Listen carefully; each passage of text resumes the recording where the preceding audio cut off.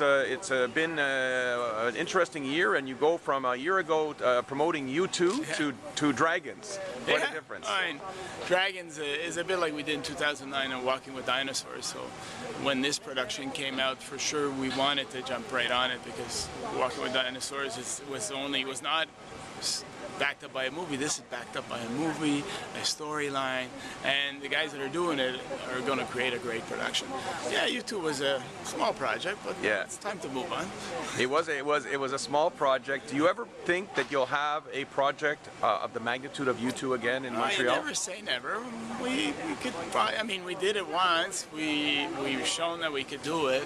I'm sure producers have confidence that we're able to do it, and the fans were there. We did a good job, so I think you never know. But that particular land won't be available, I don't think, anymore for concerts. Now they're doing studies. I mean, it's many years before there's housing, but you're just glad that it all worked out well, I suppose. Right. Yeah, oh, for sure.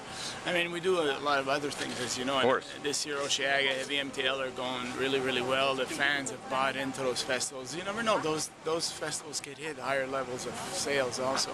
Never to the magnitude U2. I mean, I think U2 was historical in terms of that level of production and show. But, you know, we keep on pushing.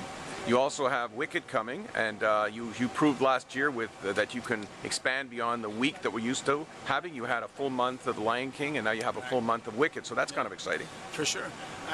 We're trying to create, in the routing of these major Broadway productions, Montreal as a target city, so that year to year we're able to bring a major production to Montreal.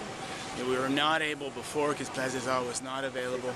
It is now a little more available, so we're trying to drive one of these major productions, bring to Montreal fans what they want, you know, these nice productions.